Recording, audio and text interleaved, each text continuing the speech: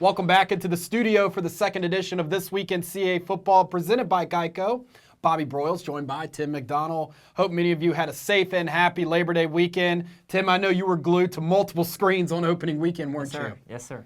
What did you take away from the opening weekend in college football in the CAA? Oh, I took it with a grain of salt. You look at across the FCS level, a lot of teams played FBS foes. A lot of teams came up short. Look at the top 10. 6 of the top 10 teams in the FCS lost. Only 2 of the top 10 won their openers. That was Coastal and Jacksonville State. So again, you look at the numbers across CAA. You look at probably the defining things are JMU's win over Morehead State, just a convincing win. William Mary's win on the road. You look at a couple of close calls. Villanova playing tough against UConn. Towson playing tough against ECU. Stony Brook, an interesting game. It got actually canceled and postponed, if you want to call it. So it's just a lot of interesting things happen. But again, I think you have to take it with a grain of salt. Let's pop the brakes a little bit. It's week 1.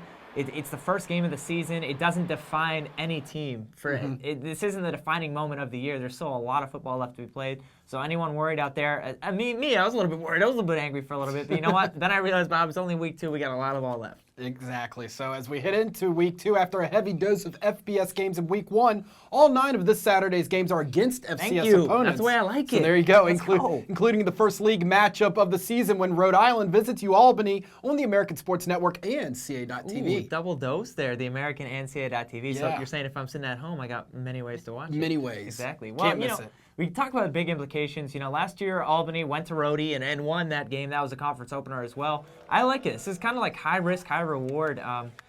Bob Ford Field is a place where Albany plays well.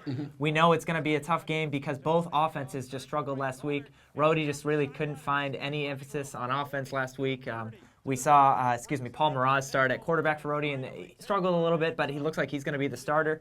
Albany, scored early against Buffalo and did some things early that were pretty good, but again, their first FBS game, it was a tough task at Buffalo, and they lost that game. Both teams still coming out hungry on offense. We saw DJ Crook and Josh Kinterick connect a couple times for Albany. So again, offensive key and offensive progression are going to be a huge part of this game. I'm interested to watch just to see what teams actually have made a difference from week 1 to week 2.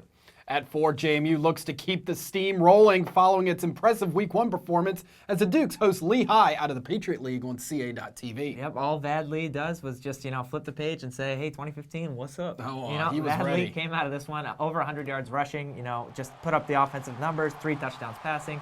Again, Morehead State is a little bit of a different beast than Lehigh, and no disrespect to Morehead State, but for JMU, you have to be impressed of how that team came out offensively and just really didn't waste any time. Just got to work, put on the hard hat, and went to work. Now, again, Lehigh's a team last week that is accustomed to the bright stage. Lehigh played at New Hampshire last year. They also played, you remember that game last year, JMU's opener. JMU only won by 3. But again, Lehigh's not going to be accustomed to the big lights. Lehigh's quarterback, Nick Shafinsky, is a really good athlete. He's a guy who's a dual threat. He's probably, if you stop him on offense, you have a chance against JMU. I think JMU's key last week, we saw the running game come alive. We saw the wide receivers come alive. Again, that offensive consistency, if it can stay sharp like it did, the Dukes could be dangerous once again. Yeah, they did. They answered one of your Certainly. keys last week to come out and find that rhythm. They sure found it early. 7 games kick off at 6 on Saturday night. I know you love that, Tim. 6 o'clock. None of those late night like New Hampshire, who we're going to talk about right now, kicking off at 10 p.m. last week. A little normal time here. The Wildcats, like last season, try to bounce back in game 2 here, this time heading to Colgate. Yeah, you look at the comparisons. Last season at Toledo, the offense looked okay in that first half, but then, that Toledo game just got out of hand. And the same thing, San Jose State really played well, really came out with an offensive plan, and just did a lot of things that made UNH backpedal a little bit. 3 of their first 4 possessions were scores, and UNH from that point on, Bob, just couldn't get anything going offensively. Sean Goldrich at times struggled. Again, San Jose State had a pretty good secondary, but we've never seen Sean Goldrich struggle like that, especially to get the yards going. Yeah. We really saw how different UNH's offense can look if the wide receivers can't step up. I think that's something that they're going to try to respond with this week. The good news for New Hampshire, Dalton Crossan had a good game, had a lot of their all-purpose yards. That's a really good thing for guys wanting to know who's going to step up on offense. But the bad news is, New Hampshire still, they have to hit the road, which is tough, obviously, to bounce back on. We know Colgate lost last week to Navy, so again, both of those teams are looking to respond. Which one can make adjustments? I think that's another huge key for UNH hitting the road. Richmond, after a tough opener at Maryland, makes a short trip to the Tidewater region of Virginia to take on Hampton out of the MEAC. I mean, people looking at that box score of the Richmond game at Maryland, you can look at it in two ways. You can say, well, Richmond, just really fell apart in the second half. But it was a close game in the first half. Let's not forget, 22-14 at the break.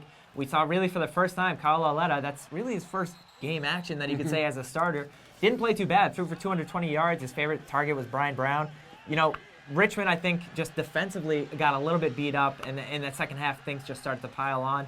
But again, if you're looking at Richmond, you have to think of the offensive consistency. I think the ground game last week struggled, which was something we thought was maybe going to be a little bit of a key. But again, a different beast this time. Yeah. Heading to Hampton, again, it's not a far trip.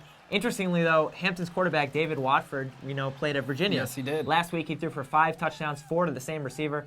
Hampton's a team out of the MEAC that I think can put up the offensive numbers, but I think Richmond, ultimately, that physicality in line should make a difference. Stony Brook comes back home for its first true contest of the season as the Seawolves welcome Central Connecticut State. Central Connecticut State is a team, like we mentioned, that lost to Lehigh, only scored 13 points. But again, if you're Stony Brook, this is a really interesting game. It's an interesting conundrum because you go to Toledo, you go out the whole week, you fly there, you play the game, you wait, and then all of a sudden they say the stats aren't going to count, they say the game. I want to really see how Stony Brook handles these emotions.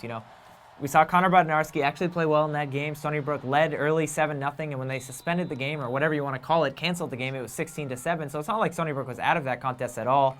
Really interesting to see just the emotions. I want to see how Stony Brook handles it. You should still get excited because you're coming back home to start the season. I know things were disappointing last week, but again, you get to see progression. Central Connecticut State gave up a lot of a lot of yards to Lehigh last week, and I think Stony Brook should exploit that, especially on the ground game. A fresh start and a new excitement needs to be there for Stony Brook in order to bounce back. Absolutely. It's like they're kicking off the season all over again. Very strange. After battling very well at East Carolina last weekend, Towson returns home to host St. Francis, and what a performance last week by that Towson offense. It was, and Coach Ambrose, so many good quotes after games. He said it best, that's what happens when you're in this system for 5+ years. And he's talking, of course, about Connor Frazier. Played very well, over 200 yards, also scored a touchdown on the ground. That was passing, But again, Towson did play really well in this game. It really looked like they were ready to play. They didn't show up scared. They didn't show up out of their own comfort zone. Darius Victor rushed for over 130 yards. Didn't score, but again, just to know that he did that against Eastern Carolina is huge. Yep. I think if you're Towson, you have to be excited that you did play well and you showed up. Brian Dowling also was a guy who played very well. But I want to see how Towson answers the call next week because St. Francis, no disrespect to St. Francis, but it's a little bit, of a manageable opponent to come back home to, especially the physicality of St. Francis versus East Carolina. I want to see if Towson is going to, I feel bad about our, we lost, but we played so well. I want to see if Towson can keep the foot on its gas pedal and keep going. I think they can. Villanova stays on the road when it takes on Fordham in a showdown between two nationally ranked teams. There's a lot of good FCS matchups already taking place this season. This weekend alone, you got Eastern Washington playing UNI. But I think this is one of the games of the week across the FCS level. You look at Chase Edmonds, a guy who won the Jerry Rice Award last year, the running back for Fordham, had over 140 yards receiving last week, over 130 yards rushing, does it all, also returns kicks. That's going to be awesome to watch against the Villanova defense. Fordham last week beat Army. That was a surprising FCS upset. Again, Fordham went to Army, won that game, and Chase Edmonds was a huge deal in that contest. Villanova, you look at how they lost that game versus UConn. It was just almost like they ran out of time in the end. Yeah. Didn't play bad, didn't play well. On defense, I was especially impressed, to play a team like that against UConn and play well. Cam McMurray played very well, too. I just think Villanova knows what happened a couple years back, and they're ready to respond the right way. Remember, 2 years ago, they went to Fordham after a close FBS loss and lost that game, and was just a really disappointing setback. This is a really interesting matchup to see. I think this year, Villanova is ready and then not going to have a letdown. Yeah, this game has some interesting history. It almost like this game has dictated the season for Villanova the last 2 years. Delaware stays home and tries to respond after a tough home opener when the Hens welcome Lafayette to Newark. I mean, it's no surprise it was a tough home opener. You look at the scoreboard and you say, it's disappointing to lose to Jacksonville at home. But again, we knew Delaware's progression on offense was going to take a while. We saw both quarterbacks play last week. Both passed for 50 yards. We saw Rankin play. We saw Joe Walker play. So again, the numbers weren't gaudy, but we knew that was going to happen. Walker played most of the second half. Rankin played most of the first. If you're Delaware, though, you have to come home and you have to take this opponent lightly. You can't think to yourself, we lost last week to a team that you got to forget what happened. Yeah. I think you look at Wes Hillis and Jalen Randolph. Two guys who you just got to pound the rock and you got to say, let's let them take over. Lafayette lost to William & Mary last week in a game where they only rushed for 80-something yards. So again, I think you can exploit Lafayette that way. It is good at least to have Lafayette coming in also with a loss. And finally, wrapping up the Week 2 matchups is Elon visiting Gardner Webb. We saw the Phoenix at times at Wake Forest play well, but again, we knew it was going to be hard also for this team offensively. Elon had to punt 11 times. We saw it, a lot of 3-and-outs, a lot of question marks on offense still. We did see, though, Thompson and Christensen, both quarterbacks who we were going to play, we did see both of them play well at times, but again, still understanding that offense, still learning what it's going to take to move the Phoenix. Gardner Webb's a team last week who played at South Alabama, and they played them very well also, but lost that game, gave up a lot of huge plays, so I think Elon has a chance. It's tough to go on the road after an FBS foe. We're going to see how Elon does. I want to see how their backs are against the wall a little bit here. I want to see how Elon responds. How about the punter Petroni, special teams player of the week? Eric Henderson, watch out. I'm okay with you saying that name all season long. I love that name. If you need information on where to watch live streams and live stats from the Week 2 games, head over to cafootball.com. CA.TV, as mentioned, will have a live simulcast of Saturday's ASN broadcast between Albany and Rhode Island. And as always, Bob, you can follow CA Football all over the many social media platforms, including Facebook at facebook.com/CA Football, on Twitter at CA Football using the hashtag CAAFB.